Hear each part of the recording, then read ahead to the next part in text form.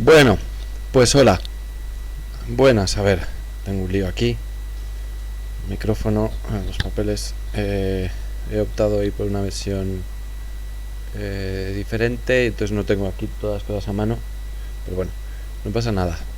Buenas a todos, ¿qué tal? Me tengo que sujetar así el micrófono, vais llegando, a ver, veo, sí.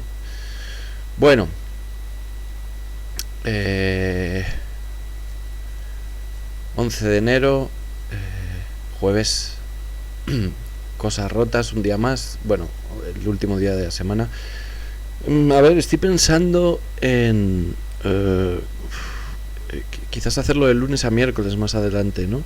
No lo sé, bueno, o quizás seguir de lunes a jueves, depende. Es que claro, luego tengo que encajar las gestiones. He elegido este horario por mil motivos, pero claro, a la vez impide hacer muchas cosas. Justo a las 7 es como complicado. Entonces, bueno. Luego está el misterio este del chat, ¿no? Y del contador, porque me dicen que hay días que se ve que hay, o sea, dependiendo de en qué contador mires y desde dónde mires, aparecen unos espectadores u otros, ¿no? Esto creo que lo comenté el otro día, que depende mucho de bueno, o sea, hay mucha gente además discutiendo estas cuestiones de los espectadores, de que bueno, por ejemplo, o sea, una cosa son los que están en el chat, ¿no? Otras cosas, a mí me aparece un contador de espectadores que funciona de una manera un poco extraña, ¿no? Me da una cifra y luego resulta que es otra, y luego me decís que es que los que entráis en directo sin estar suscritos veis a una serie de espectadores que es diferente del número y tal que ven otros que se conectan, o sea, que están suscritos. Bueno, en fin, yo qué sé, mil cosas, ¿no?, que tengo que ir ajustando, aparte de la cuestión de que, bueno, los que estéis escuchando esto, tanto en diferido como en directo, yo os agradecería si pudieseis difundir un poco los días de directo, porque, bueno, pues la cuestión de las redes está complicada y no sé, a veces los anuncios pues no llegan a la gente. Hay gente que me dice, pues no sabía que te habías conectado hoy, yo pensaba que era solo los lunes, tal. En fin, bueno, mil cosas, ¿no? Y es que puedo dar la brasa a todo lo que sea en determinadas redes sociales, pero esto ya lo hablé el otro día, pero pongo vídeos y cosas y tal, los de la cuenta de TikTok, ¿no?, que hago pequeños vídeos de 20 segundos para luego ponerlo en redes, esperando que también la gente los mueva, pero parece ser que no es suficiente. Entonces, bueno, pues os agradezco difusión, como he puesto alguna vez en los cartelitos estos que veis en el marquito. Vaya, en una de estas voy a desconectar el ratón. Bueno, a ver, empezamos fuerte, porque es imposible ignorar lo que ocurre, pero bueno, la cosa, como esto no es un programa de comentario de noticias ni de actualidad en sí, sino pasa por el tamiz también de la teoría, de los teóricos y teóricas, de filósofos y filósofas, historiadores y tal, que voy siguiendo, y de los que os voy contando lo que van haciendo o diciendo. Y bueno, pues eso, por no ir directamente a la cuestión, hoy ha sido un día importante, todos estaréis ya al tanto, pero bueno, por ejemplo, me ha notado aquí lo que dice Pablo Gerbaudo, historiador y politólogo, hasta donde sé, que comentaba hoy, esta tarde, decía: el caso de Sudáfrica contra Israel demuestra el potencial democrático y universalista de un mundo multipolar. Occidente necesitará aprender que no puede seguir imponiendo sus deseos por la fuerza, y que los países del sur global están tomándose el derecho internacional muy en serio. El de hoy se refiere a Gerbaudo, ¿no?, lo que está ocurriendo en La Haya, es una prueba, un examen, un test fundamental para el famoso y afamado, ¿no?, orden internacional basado en leyes o en normas. Ya veremos si existe efectivamente en la realidad, ¿verdad? Actually. Y dice, y continúa Gerbaudo, si fueran coherentes con las ideas que han expresado, o un orden cosmopolita, derechos humanos, antirracismo, un orden internacional basado en el derecho, los liberales occidentales tendrían, de verdad, deberían estar encantados con lo que está ocurriendo. Y sin embargo están horrorizados. Bueno, y aprovechando que van pasando, bueno, se dan imprevistos, ¿de qué estoy hablando? Pues os lo voy a ilustrar ahora que al menos creo, y hasta ahora está saliendo más o menos bien, que puedo poner un vídeo. Pues voy a poner uno. El proceso es además muy complicado, entonces los tengo que preparar antes, y además a ver si lo podéis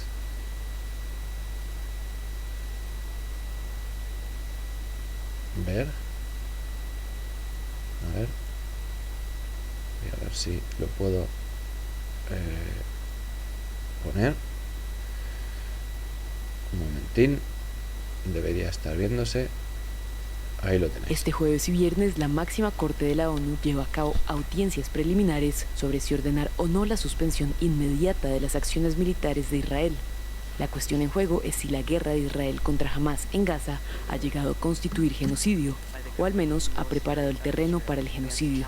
Como evidencia, Sudáfrica señala el desplazamiento masivo de 85% de la población de la Franja de Gaza, así como su grave falta de necesidades humanitarias como alimentos, medicinas y agua potable.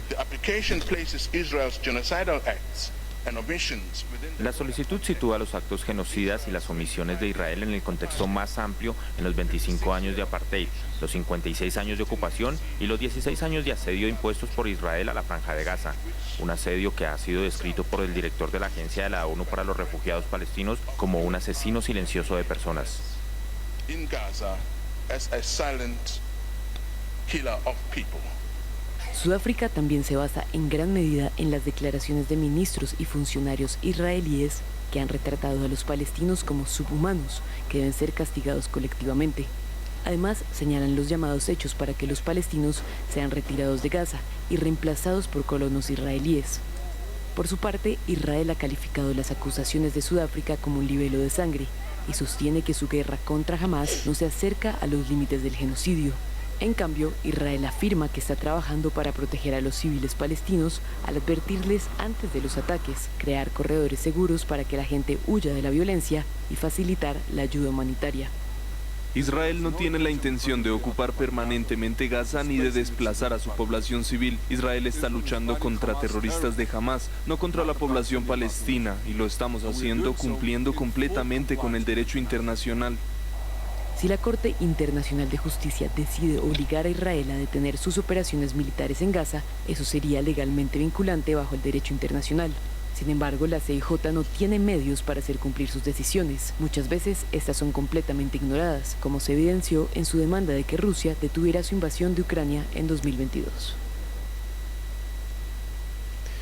Bueno, un poco por contexto, me parecía que era un vídeo así cortito que estaba bien para ilustrar todo esto. Me decís, me dicen, no en el chat, pero por otros lados, que por qué se me ve así. Bueno, porque me parecía que quedaba bien y era la alternativa a pixelado, que es, yo quería aparecer hoy pixelado porque es lo que va con la temática, pero es que resulta que el pixelado forma parte de un paquete de edición que no tengo, y de hecho no sé si es compatible porque yo estoy funcionando ahora mismo, me veis, a través de Linux, y todo trae complicaciones con los códecs y con todo eso, y Y entonces no he conseguido encontrar un filtro de pixelado. He encontrado este otro que no está mal y que además, no sé, me parecía que más o menos pegaba con el marquito. Bueno, pues así están las cosas, ¿no? Vamos a ver cómo evoluciona esta cuestión de la Corte Penal Internacional en La Haya. Claro, o sea, ha habido declaraciones para dar y tomar, pero claro, bueno, ya irán saliendo. Es que no iba, como estuve haciendo en su momento, que me dediqué a subtitular declaraciones y cosas alrededor de Palestina. Está todo en el TikTok, en el que están los vídeos con los que anuncio los directos. Pues ahí más abajo hay vídeos subtitulados y tal, pero era un cierto trabajo y tampoco voy a ponerme a subtitular cuando realmente en unas horas yo creo que ya estará subtitulado, digamos, los fragmentos más importantes de las intervenciones de los delegados, voy a llamarlos así, en fin, los abogados y juristas sudafricanos,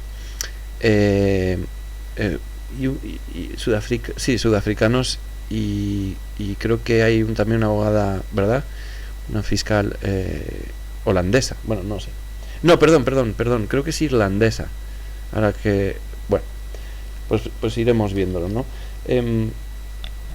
A ver, me he apuntado aquí el orden mal, pero bueno, me he apuntado aquí una cosa interesante, un poco en continuidad con esto, por adelantarnos a cosas que van a pasar o que podrían pasar, que esperemos que no ocurran, ¿no? Y como siempre el enfoque, pues antes os comentaba esto al hilo de un autor, historiador y politólogo que es Paulo Gerbaudo, y aprovechando otro autor que se le tiene un cierto cariño, os voy a poner, que es Aaron Bastani, que es el autor, sí, sobre todo es conocido por un libro que tuvo cierto éxito, publicado en el Reino Unido. Quiero pensar que lo he descargado, tendría que estar por aquí, a ver. ¿Debe ser este? Aquí está. Vale. Simplemente a modo de ilustración, que es Aaron Bastani,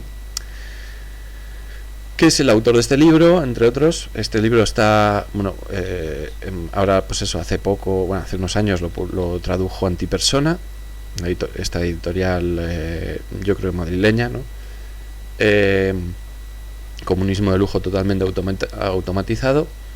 Y Bastani también es uno de los fundadores de un pequeño grupo mediático alternativo, ¿no? Que es Novara Media, en el que hacen entrevistas y reportajes. Bueno, es muy pequeñito, pero bueno, tiene un cierto alcance, un poco en la línea, no conectado, pero bueno, en la línea un poco con lo que hace por otro lado Owen Jones, por ejemplo.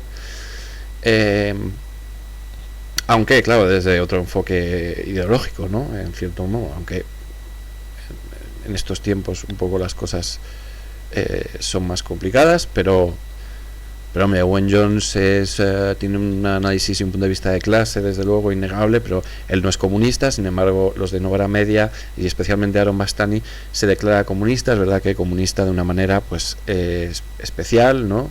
En algunos momentos, o algunos de sus colaboradores, como la famosa Ash Sarkar, famosa en el Reino Unido, quiero decir, o en la Commonwealth, ¿no? Pues se declaran comunistas de tipo autogestionario o libertario, o más bien como de un comunismo nuevo, como sería el caso de Bastani, bueno, que intenta resituar el debate más bien en pleno siglo XXI y dejar de hablar de historia y tal, y prefiere hablar de un poco de sus propuestas y tal, que es de un poco de lo que va el libro. Bueno, en definitiva, Bastani ha publicado hace unos días un artículo breve, y por eso me lo había apuntado, porque va un poco más allá de lo que estamos viendo en estos días, que es muy importante, desde luego. El artículo comienza un poco con las declaraciones de Naftali Bennett, el antiguo primer ministro israelí, que dijo: Irán es un bueno, octopus, un pulpo aterrador, ¿no? En el sentido de, ¿no?, extiende sus tentáculos por la zona de manera aterradora, según Naftali Bennett, ¿no? Y decía Naftali Bennett, según lo cita Bastani, es el momento de que Estados Unidos y sus aliados apunten a su líder o a la cabeza visible, ¿verdad? A la cabeza de ese pulpo, que es Teherán, y derroquen ese régimen. En el mismo día, dice Bastani, John Bolton, anteriormente consejero de seguridad de Donald Trump, hizo lo que es esencialmente un argumento idéntico en el periódico The Telegraph, y decía: ha estado claro durante años que derrocar a los mulás y reemplazarlos por otra forma de gobierno que goce del apoyo de la ciudadanía de Irán es central para disminuir, ¿no?, para reducir la inseguridad en el Medio Oriente, ¿no? Dice Bastani, la acusación de que gran parte de la política exterior de Irán opera a través de proxies regionales es completamente justa. Teherán tiene fuertes relaciones con todos los grupos mencionados, así como con poderosas milicias en Irak y Siria. Tampoco hay duda de que hay grupos apoyados por Irán que están creando una situación de volatilidad política a lo largo de todo el Oriente Medio e incluso más allá. Pero ¿realmente la guerra con Irán resolvería estos problemas y hacer de la región un lugar menos inseguro, como afirma Bolton? Los acontecimientos, se han sucedido y han incrementado su gravedad. Y continúa Bastani, el oficial, el representante de Hamas, Saleh al-Aruri, fue asesinado por un supuesto ataque israelí en Líbano, sugiriendo que el conflicto en Gaza está preparado para diseminarse por toda la zona. Antes, más de 100 personas fueron asesinadas como resultado de 2 explosiones en Kermán en el 4º aniversario del asesinato del general iraní Qasem Soleimani.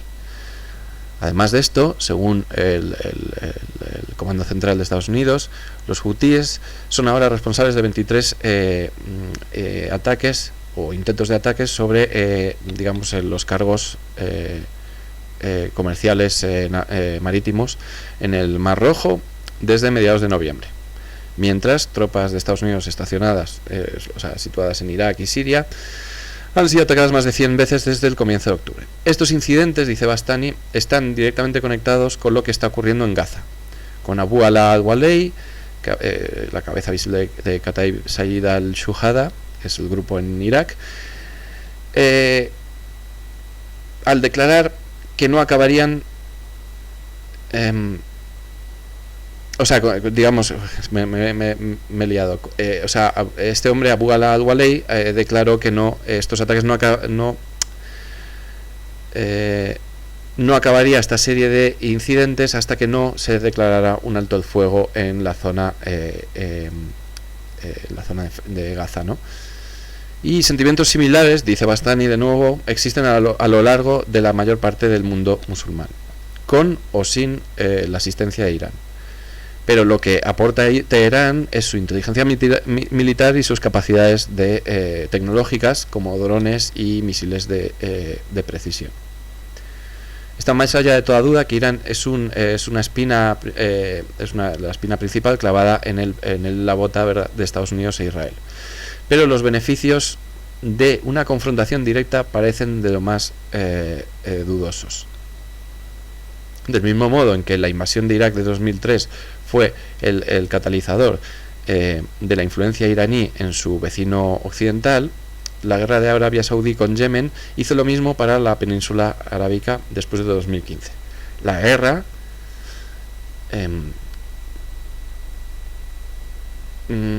como muchas otras cosas, la guerra puede sucumbir a la ley de las consecuencias no intencionadas. Incluso después de las debacles de los últimos 20 años, hay quizás demasiadas personas que toman decisiones en el occidente, hay demasiadas cosas como para que, digamos, los que toman las decisiones en Occidente sean capaces de captarlas en su totalidad. Un Estado fallido con una población de 90 millones es una propuesta atractiva para muy pocos círculos neoconservadores en Washington.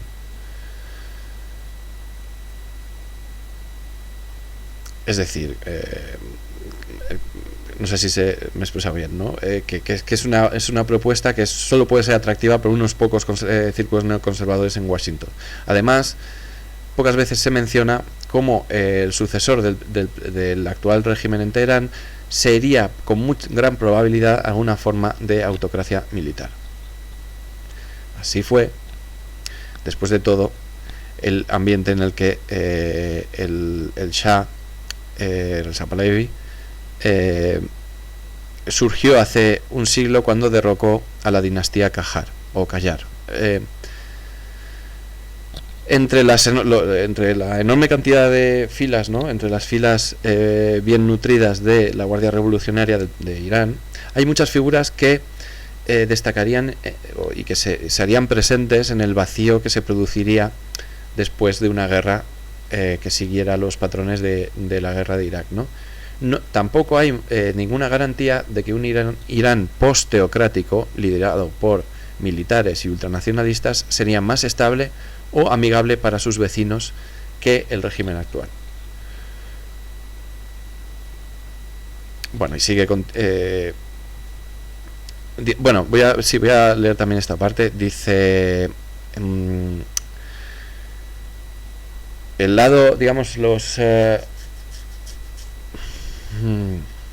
los potenciales peligros, ¿no? de una guerra con Irán, una nación, un país que es 3 veces el tamaño de Irak, son difíciles de exagerar. La masa territorial del país es del tamaño de Alemania, Francia y Ucrania combinados, mientras que décadas de sanciones han hecho de este país una autarquía industrial que produce más acero que cualquier país de la Unión Europea excepto Alemania. Irán tiene la capacidad de alimentarse a sí mismo, disfruta de una abundancia de combustibles fósiles y tiene un impresionante complejo militar e industrial.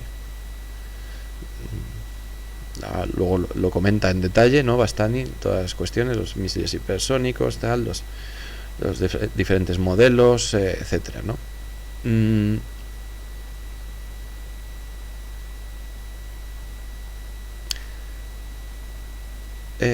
Y luego también, bueno, aborda un poco otros problemas colaterales, ¿no? Que tendrían incluso un tipo de ataque o de conflicto a través de países, terceros países, ¿no? Como por ejemplo bloqueos o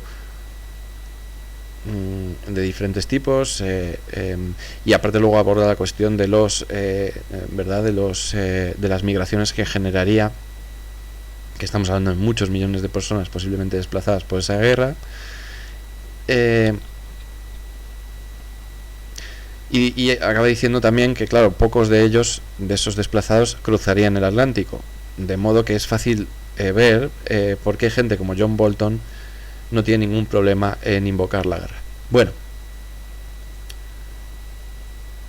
me parecía interesante como colocar también la atención en esta cuestión que estamos viendo un poco de manera solapada, pero la verdad es que los vehículos de propaganda en la Unión Europea, a mí me parece, afortunadamente son muy burdos, y entonces se ve rápidamente cuando aprietan las tuercas para que se muevan determinadas noticias y cuestiones, ¿no? Dicho sea de paso, ni Bastani ni yo mismo que lo estaba leyendo en voz alta, ninguno de los dos está queriendo decir que el régimen en Irán no merezca caer, por supuesto. Desde la cuestión feminista hasta la cuestión de las libertades democráticas más básicas, pues bueno, creo que esto está fuera de discusión. Pero bueno, es un aviso, una alerta que hay que tener en cuenta. Bueno, a ver, llevo todo el rato con esto como si me pagaran publicidad, que tampoco estaría mal. lo voy a quitar. Bueno, y al margen de esto, uy, que se me cae el programa. Momento, quizás tenga que ver con esta tecla, no lo sé. Bueno, pues posiblemente... vale. Caray, hay que tener una paciencia, de verdad. Con el software. Bueno. Bueno, más cambiando un poco de tema. Marta Tafalla, la filósofa, que he comentado más de una vez las cosas aquí, cositas que ella va difundiendo y tal. Ha difundido hoy un mensaje, ¿no?, del grupo de investigación en cambio climático, salud y medio ambiente urbano, el GISMAU, que podéis seguir en Twitter en @ensgismau, ENSGISMAU,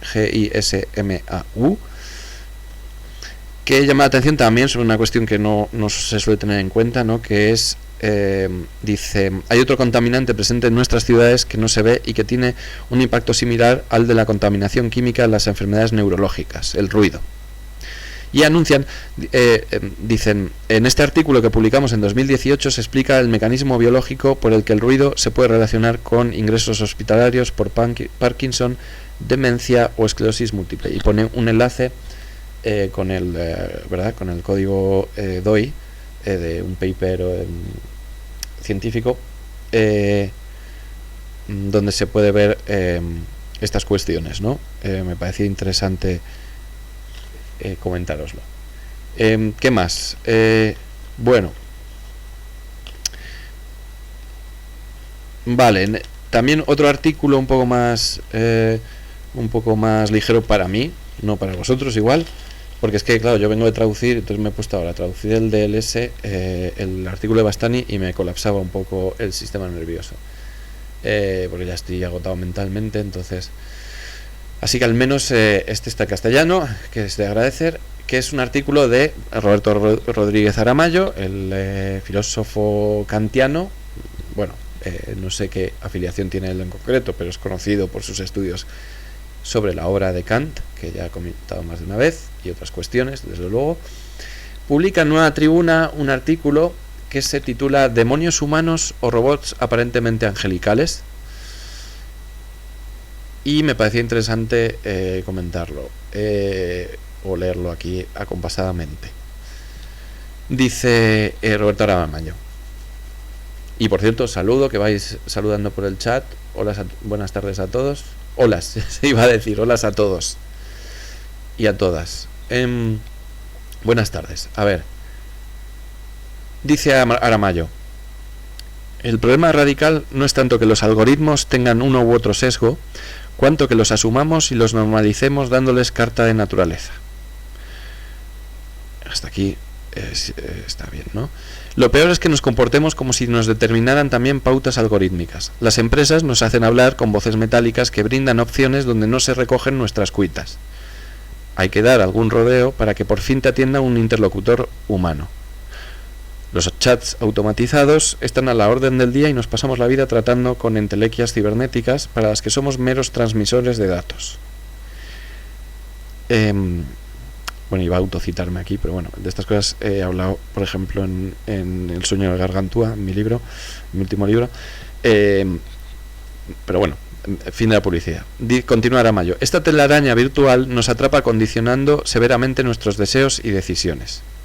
Esta pérdida de autonomía es una servidumbre voluntaria. Aquí el concepto de Etienne Laboetie. Dice Aramayo, porque es una servidumbre voluntaria porque se verifica con el consentimiento, cuando menos tácito, de quienes lo padecen. Es la inclusión o la subordinación by default, ¿no? Con la única opción de opt-out, ¿no?, que se decía antes, ¿no?, como de se nos incluye ya y se nos obliga a través de un consentimiento tácito. Bueno, y continúa Aramayo. Están servidas unas condiciones de posibilidad ideales para que cunda la demagogia y la manipulación.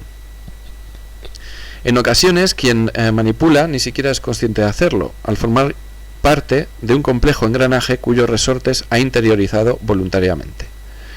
Nos escudamos tras los manuales de instrucciones como si nuestra condición humana no consistiera justo en lo contrario, es decir, en discernir por cuenta propia, recurriendo a nuestro aparato neuronal sin guías que lo tutelen.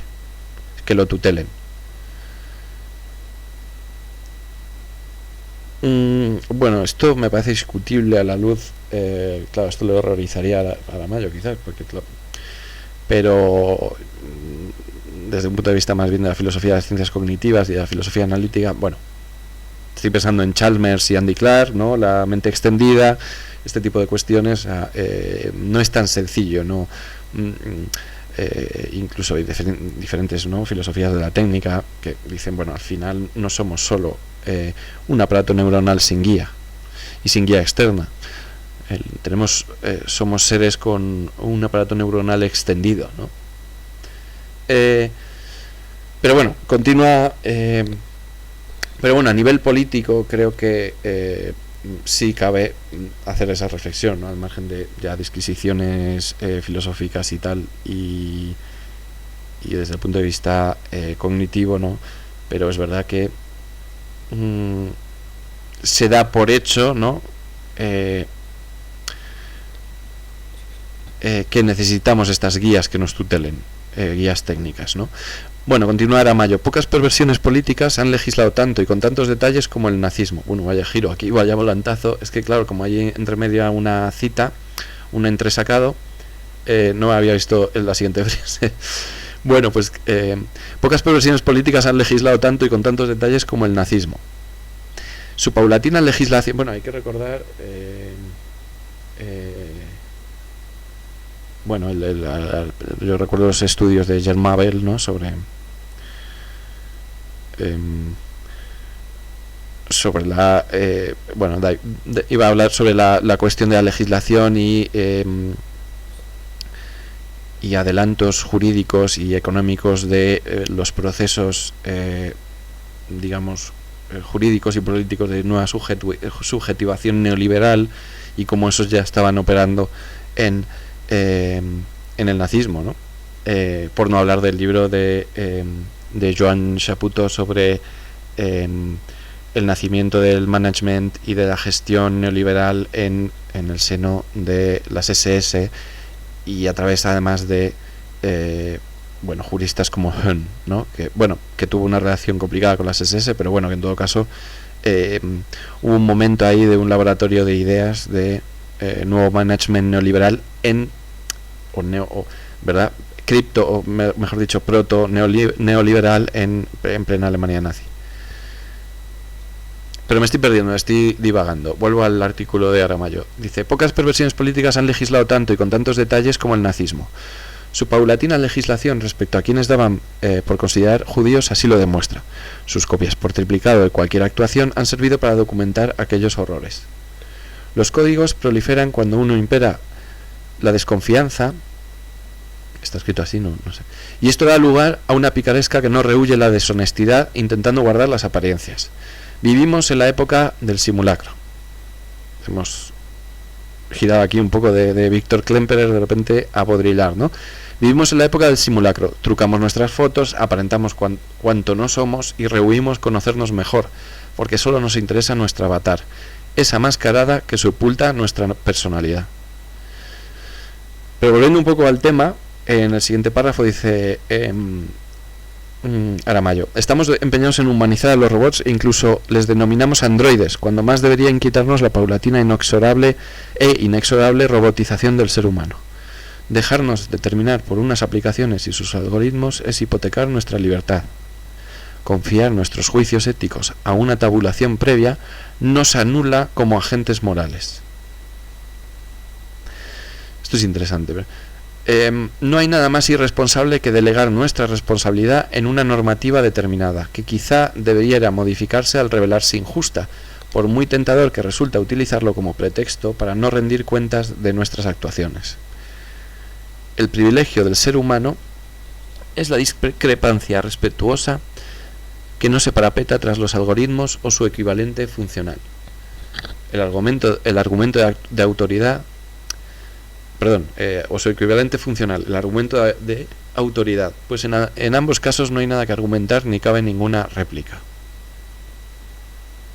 Un pueblo de robots, dice, me recuerda esto a... bueno, claro, luego lo menciona, claro, a Kant. Un pueblo de robots no podría cultivar el diálogo, ni necesitaría reunirse para intercambiar pareceres en una agora. Tampoco suscribiría las reglas del juego democrático, sencillamente porque toda su legislación sería, por definición, heterónoma. Es decir, su legislación estaría, incluso su práctica moral, no sería autónoma, no estaría determinada por el libre ejercicio de la propia voluntad de cada de los sujetos y del colectivo legislador, sino que sería, como dice Ramallo, heterónoma por definición. Así las cosas, parece preferible apostar por ese pueblo compuesto de demonios del que nos hablaba Kant y no convertirnos en un pueblo de robots aparentemente angelicales donde no hay lugar para la responsabilidad. Sería una forma de festejar el tercer centenario de Kant, que, como dije el otro día, o más de un día, se celebra este año 2024. Bueno, es un artículo breve, pero toca muchas cuestiones. Quedaría cada una para varias tesis doctorales, ¿no? O muchos libros, desde luego. Por aquí un enlace que no sé si es un artículo de él. Pues sí. Del 18 de diciembre de 2023. Bueno, lo dejo para otro día, que también tiene que ver con la inteligencia artificial y Kant, así que lo voy a colocar aquí para más adelante. Y mira, también saluda a Rodri, a LJN Rodri. Buenas tardes, ¿qué tal? Y con esto voy un poco a algunas pinceladas de actualidad libresca que me había apuntado aquí, y cultural, porque por ejemplo el Círculo de Bellas Artes en estos momentos, por cierto, está en el Círculo de Bellas Artes el Premio Nobel de Economía Joseph Stiglitz, y dice, de hecho dice Valerio Rocco, el director, dice del Círculo, dice al revés. El Círculo dice: nuestro director, Valerio Rocco, ha recibido hoy el Premio Nobel de Economía, que ha participado en la presentación del informe Paying for News, What Google and Meta Owe to US Publishers. Pagando por las noticias lo que Google y Meta le deben a los editores norteamericanos. Y los, publishers en el sentido amplio, ¿no? Y a los periódicos y agencias de noticias, etcétera, ¿no? Organizada por aquí solo veo el enlace de Twitter, que es @ethosfera-o. Bueno, un honor. Y luego también es verdad que el Círculo, que me parece más interesante que esto, porque también habría que hablar de lo que los US Publishers y European Publishers deben a los investigadores europeos. Eso también estaría bien hablar de eso, hablar de Elsevier y etcétera, si es que puedo mencionar Elsevier aquí. Igual se me capa el audio por eso, porque menudos son también, y otras grandes ¿cómo se llama? Axel Springer, etcétera, y otras grandes conglomerados, ¿verdad? Que tiene un poco secuestrado Pache, Alexandra Elbakian, tienen secuestrado un poco la producción científica y teórica, intelectual, general, europea y mundial. Bueno, y entonces también en el Círculo de Bellas Artes hay en estos momentos, en estos días, un ciclo de unos grandes directores europeos, ¿verdad? Que es Constantin Costa-Gavras, del que creo que hoy se proyectaba una película.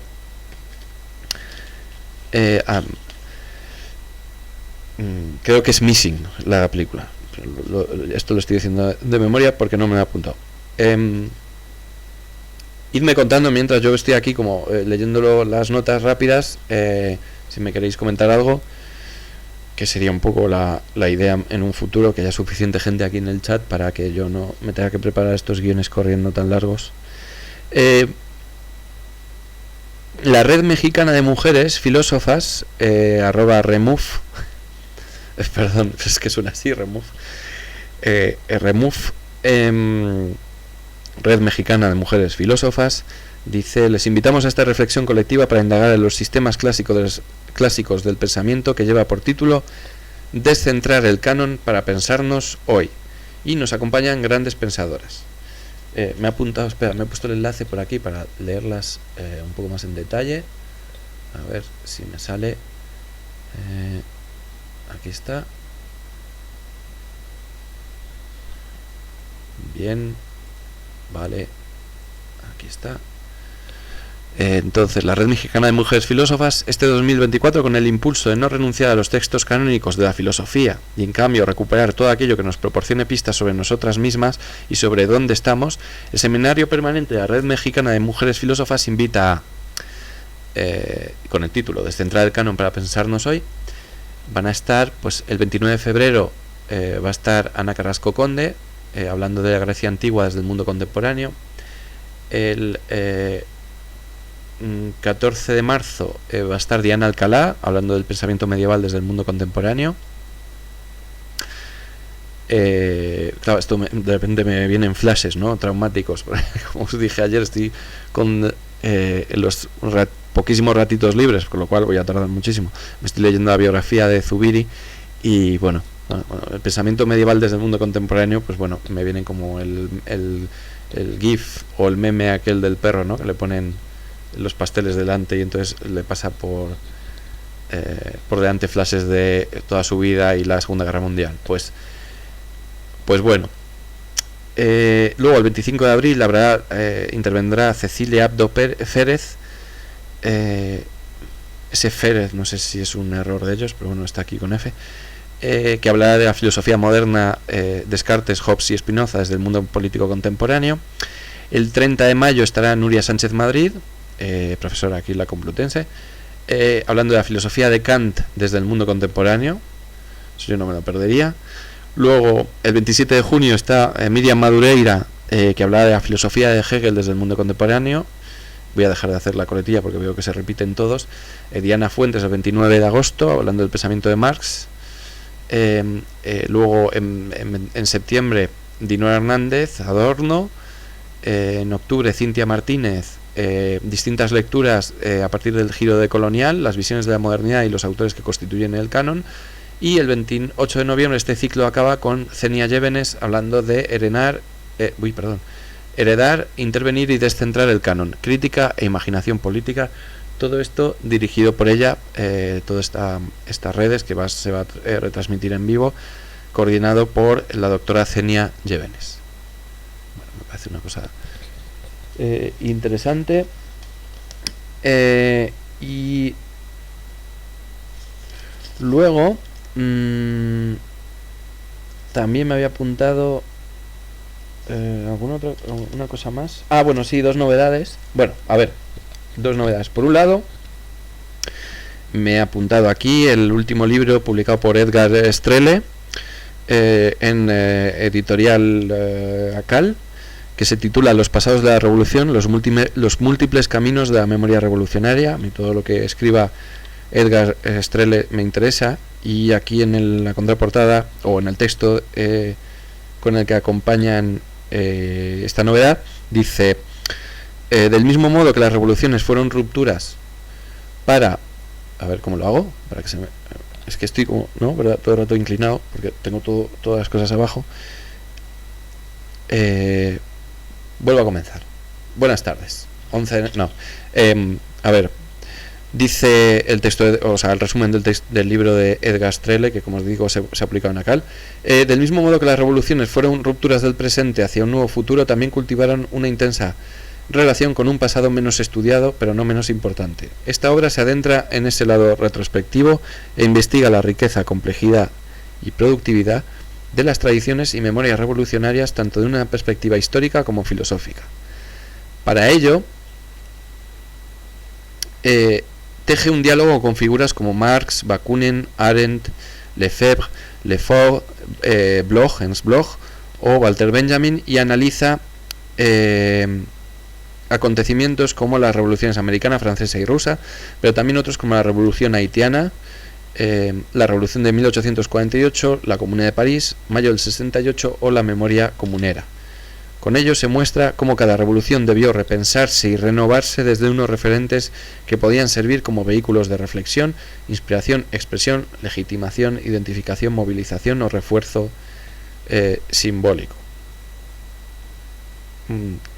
He visto una cosa que me llama la atención. Bueno, sí, la revolución haitiana, que me ha recordado los espléndidos libros, que no estaría mal traducido al castellano.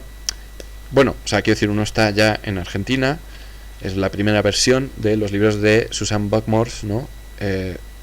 Sobre estas cuestiones. Que estaría bien leerlos uno junto al otro, ¿no? O al menos el capítulo del libro de Strele y leerlo junto a otra gran pensadora como es Susan Buckmores. Y luego me había apuntado aquí también una novedad muy muy curiosa de además una editorial, pues claro que no se la ve tanto, que es el último libro de Sergio Gavilán en la Universidad Oberta de Cataluña, que publica Archivos Imaginarios, que es una pequeña obra de apenas 120 páginas donde la ciencia ficción constata la importancia de los artefactos culturales y de la memoria escrita, desde Lemmy contra Alphaville, pasando por 1984 hasta Blade Runner. Pero me ha apuntado, esto dice poco el libro, entonces me he apuntado aquí, me he puesto aquí el enlace. Lo bueno del display de hoy es que tengo más cerca el ordenador y puedo manejar, mientras que me aguante la CPU y la tarjeta de gráfica y todas estas cosas y no colapse todo. Aquí está. Bien, vale, se ha cargado, pero no lo puedo ver porque está la pantalla a la mitad. Vale, estupendo. Un momento, ahora. Vale, el libro es, ya os digo, de Sergio Gavilán Escario, publicado en la editorial WOC, no WOC, sino WOC, de la Universitat Oberta de Cataluña, y se titula Archivos Imaginarios, la archivística en el cine de ciencia ficción, que me parece fascinante. Sergio Gavilán Escario es licenciado en Historia por la Universidad Autónoma de Barcelona y máster en Archivística y Gestión de Documentos por la Escuela Superior de Archivística y Gestión de Documentos. Ha publicado diversos artículos académicos vinculados a la archivística y al mundo del cine, las series y la literatura distópica y de ciencia ficción. Bueno, etcétera, etcétera, etcétera. Mira,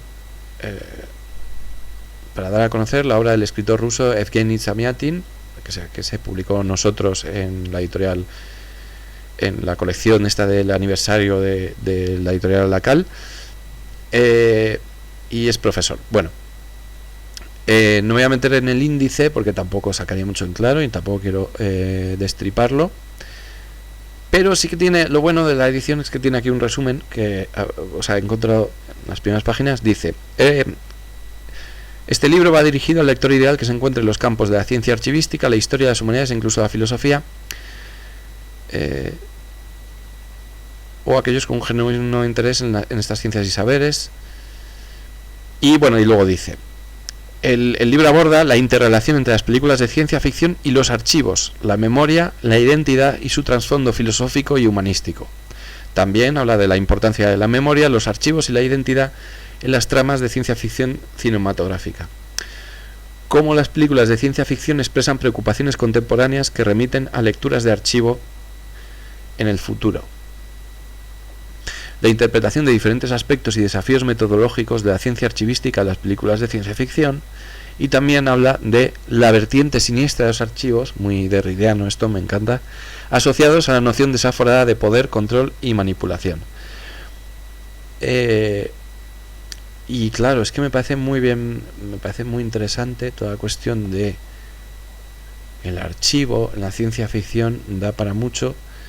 Luego veo que se centra aquí en el libro, supongo que abordará otras películas, aquí habla de la GT, de Chris Marker, entiendo que sí, la de Chris Marker, no habrá otra, la de 1962, la película de Godard, la de Truffaut, la de Ridley Scott, Blade Runner, 1984, que ahora mismo, Dios mío, no caigo en el creo de un director británico, ¿no?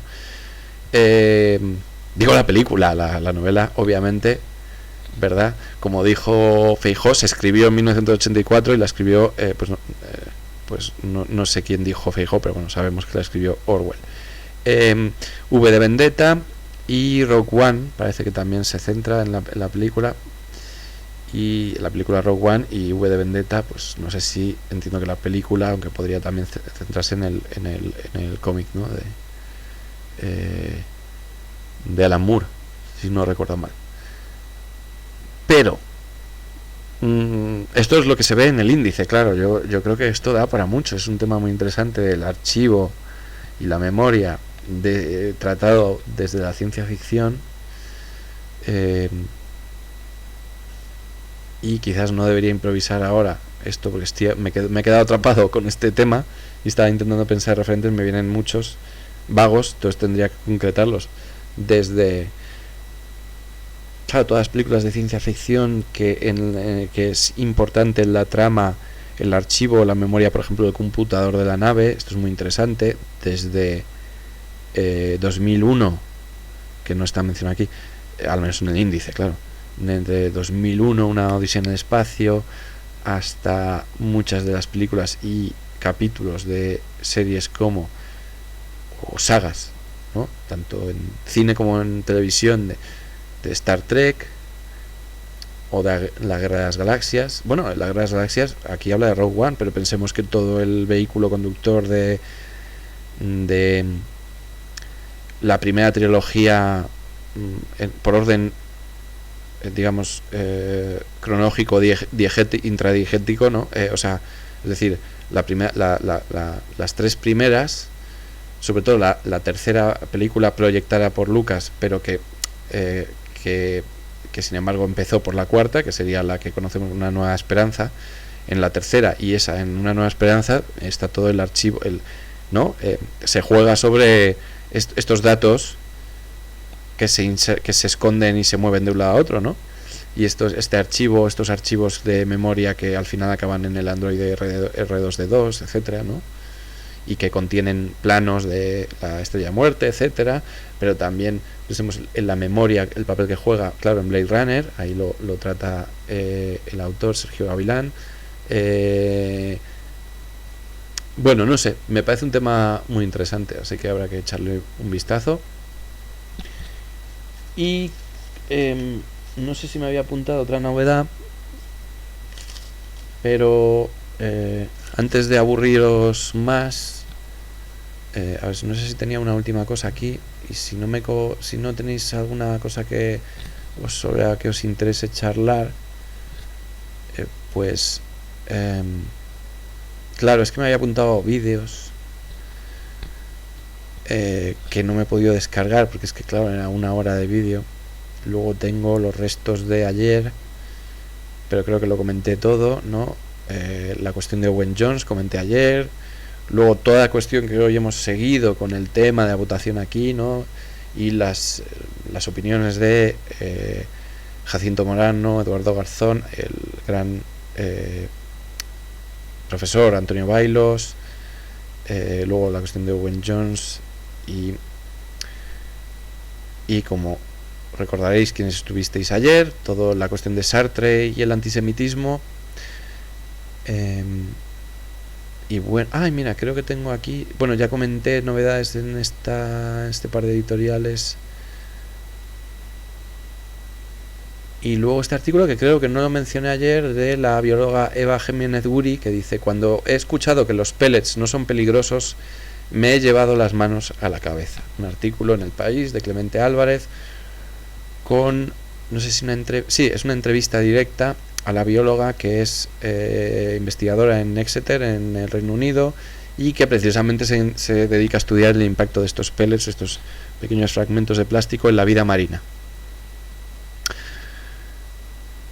Que son todos estos que han desbordado las playas de Galicia, Asturias y Cantabria después de que un buque perdiera a comienzos de diciembre 6 contenedores. En los experimentos que ha realizado, dice en el artículo, tanto desde esta universidad británica como desde la estación zoológica de Nápoles, en los últimos 7 años ha comprobado ella misma cómo estos micro o nanoplásticos, no, en este caso microplásticos, perdón, es que me ha venido, claro, es que me apunté también para hablar el otro día de la cuestión de los nanoplásticos, que es una cosa que se estaba hablando, que que de repente acabo de caer en que no sé por qué de repente estamos... O sea, quiero decir, es importante hablar de nanoplásticos, pero parece que... Bueno, no sé. Se asocia automáticamente o en el debate público se ha asociado y entonces se ha hablado de lo otro, pero quizás... Bueno. No, lo digo porque los nanoplásticos son más graves, o sea, quiero decir, son muchísimo más peligrosos lo que se ha estado planteando estos días. Pero los microplásticos son devastadores, como dice aquí en la entrevista Eva Jiménez Guri. Dice: afectan al desarrollo embrionario de distintos tipos de animales marinos y al sistema inmunitario de los erizos de mar adultos. Y comenta: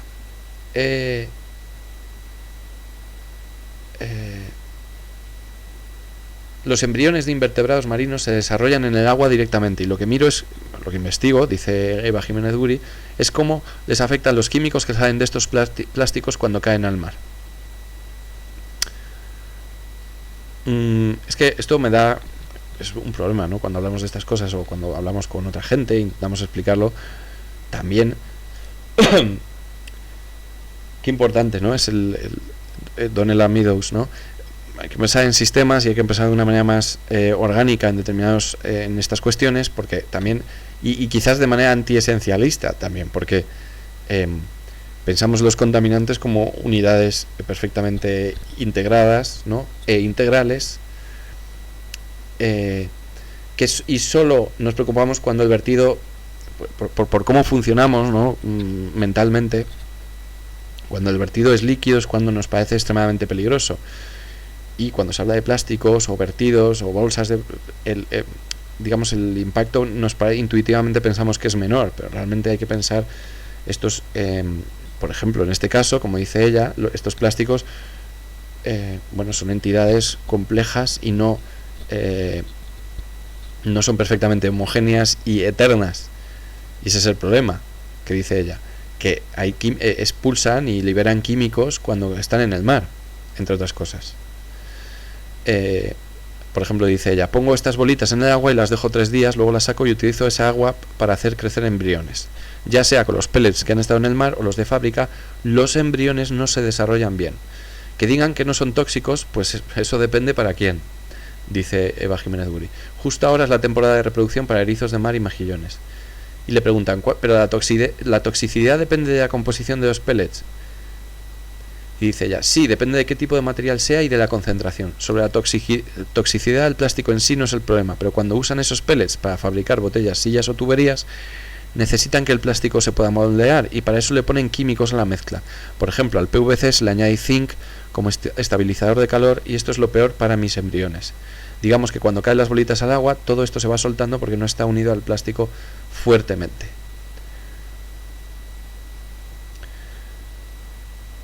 Bueno, la entrevista es más larga y además luego habla, por ejemplo, dice: cuando se mira lo que hay en pellets recogidos en el mar en Sudáfrica, se encuentra incluso DDT. Este plaguicida tóxico se prohibió ahí más tarde que en Europa y todavía está cayendo al mar desde los campos. ¿Qué pasa? Cuando caen ahí pellets, se quedan enganchados en ellos ese DDT y luego viaja con ellos a otros sitios. En Galicia esto no está pasando porque los plásticos cayeron allí mismo, no han estado tanto tiempo en el mar. Hay más detalles y tal. Bueno, esto daría para media hora más, pero bueno, os dejo ahí el artículo, que además tampoco quiero que me quede hoy la cosa tan deprimente. Así que nada, a ver si habéis comentado algo. Dice: estatalización de la publicación científica ya. Elsevier Springer, expropiense, dice el señor Dendrito, que tiene toda la razón.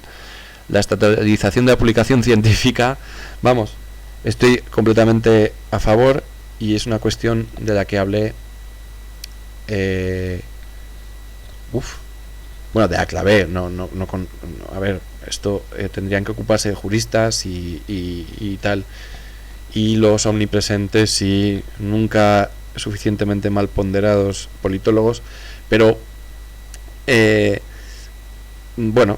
adelanté algo, recuerdo, en uno de mis libros, y luego en una entrevista que me hizo, que luego me lo comentaron: ¿pero qué quieres decir? Bueno, dije, es que yo quería plantear la cuestión del cuarto poder, entendido de otra manera y como un poder real, a partir de Montesquieu y todo esto, Y en eso, y en esa discusión fue con Salvador López Arnal, está en la entrevista, y hablé un poco de eso, y yo pensaba en eso, en que dentro de ese cuarto poder, con una nueva forma jurídica, tal, encaje constitucional y tal, se conformaron ese nuevo poder, que entre los cuales estuviese el control y la democratización de la información y la investigación científica.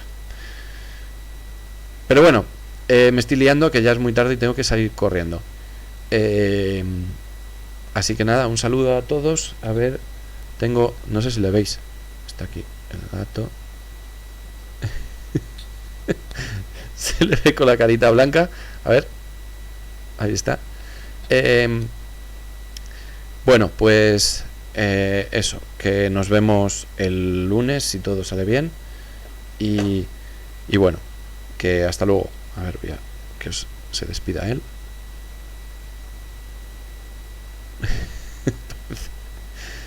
Bueno, hasta luego. Voy a poner bien la vamos a despedirnos con un poco de música, así que hasta el lunes, chao.